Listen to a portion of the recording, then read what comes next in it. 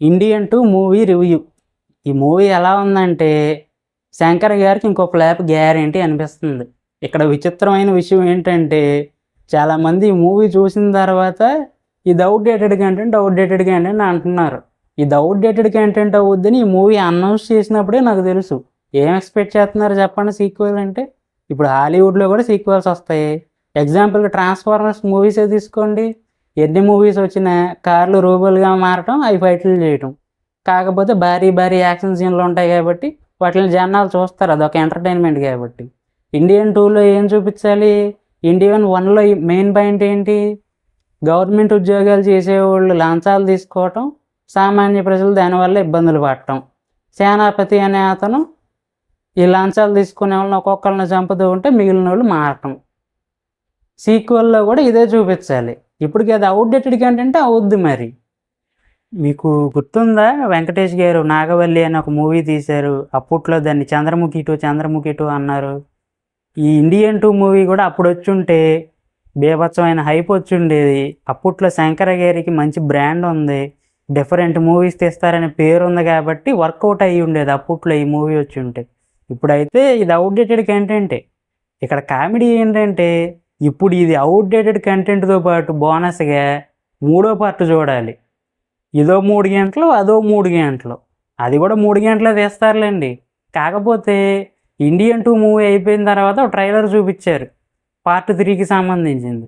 ఆ ట్రైలర్‌లో విజువల్స్ బాగున్నాయి. కమల్ హాసన్ గారిని కూడా యంగ్‌గా చూపించారు. చూడాలి మరి ఏమవుద్దో. మూవీలో నాకు నచ్చిన వాటి గురించి చెప్పాలంటే, కొద్దో గొప్పో అనిరుద్ మ్యూజిక్ బాగుంది. శంకర్ గారి మూవీస్‌లో ఎప్పుడూ ఉండే ఆ రిచ్‌నెస్ బాగుంది. ఇక ఇక అంతే. బాగున్న వాటి గురించి చెప్పాలంటే. బాగోనివి చెప్పాలంటే మాత్రం చాలా ఉన్నాయి. ఎమోషనల్‌గా అసలు కనెక్ట్ అవ్వం. సె ఎమోషనల్ సీన్స్ మాత్రం చాలా ఉంటాయి గానీ, ఒక సీన్‌లో కూడా కనెక్ట్ అవ్వం. కొంచెం కూడా ఇంట్రెస్టింగ్‌గా అనిపించే సీన్స్ ఉండవు. మళ్ళీ చెప్పాలంటే, మూవీ స్టార్ట్ అయిన దగ్గర నుంచి నేను ఈ కరప్షన్ చేసే వాళ్ళని సేనాపతి చంపుతాడు కదా! ఆ సీన్‌ల కోసం ఎదురు చూస్తుంటే, ఆ సీన్‌లు వచ్చినప్పుడు లెంగ్తీ డైలాగులు చెప్తూ సాగదీసేస్తాడసలు. మీకు ఒకటి చెప్తా. దీన్ని బట్టి ఈ మూవీ ఎలా ఉందో మీకు ఒక ఐడియా వస్తది. ఫస్ట్ వచ్చిన మూవీలో 1996లో ఫస్ట్ వచ్చిన మూవీలో సేనాపతి క్యారెక్టర్‌కి స్క్రీన్ టైమ్ ఉంటది. యాక్టింగ్‌కి స్కోప్ కూడా ఉంటది. ఈ కరప్షన్ చేసిన వాళ్ళని చంపడమే కాకుండా ఫ్లాష్ బ్యాక్‌లు ఉంటాయి. బ్రిటిష్ వాళ్ళతో ఎలా ఫైట్ చేశాడు, తను ఎలా పెళ్లి చేసుకున్నాడు, ఆ తర్వాత మళ్ళీ బ్రిటిష్ వాళ్ళని అరెస్ట్ చేయటం, ఆ తర్వాత ఫ్యామిలీ ఫ్లాష్ బ్యాక్ ఒకటి ఉంటది. కొడుకు ఫ్యామిలీని వదిలేసి వెళ్ళిపోవటం, కూతురు చనిపోవటం, కూతురు హాస్పిటల్‌లో ఉన్నప్పుడు తను పరిగెడతాడండి ఆళ్ళ దగ్గరికి గాని, ఈళ్ళ దగ్గరికి గాని. ఆ సీన్స్ గాని, ఆ ఎమోషనల్‌గా యాక్టింగ్ చేసే సీన్స్ గాని చాలా ఉంటాయి ఫస్ట్ పార్ట్‌లో. ఈ ఇండియన్ 2లో కరప్షన్ చేసే వాళ్ళని చంపడం, క్లైమాక్స్‌లో ఒక చేజింగ్ సీను, ఒక ఫైటు. ఇంతే. ఇంతకు మించి అసలు ఏమీ లేవు కమల్ హాసన్ గారి క్యారెక్టర్‌కి.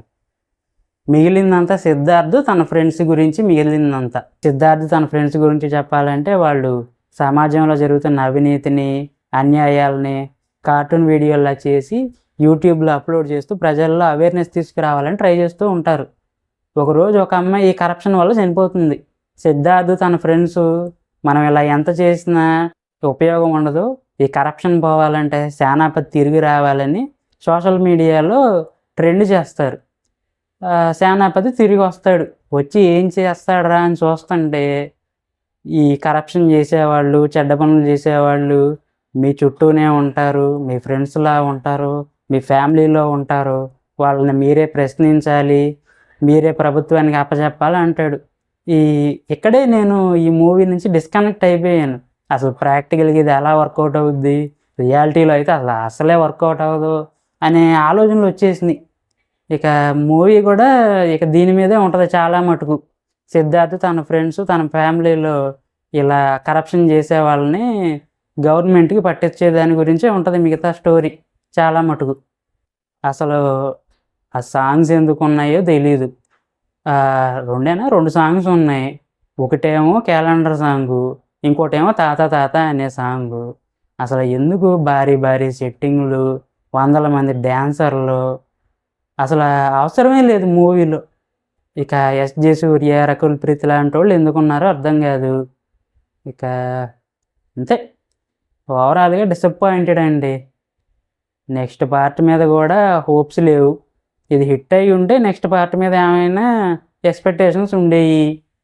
ఇక నెక్స్ట్ పార్ట్ వచ్చినా నాకైతే ఇంట్రెస్ట్ లేదు. చూద్దాం ఇక.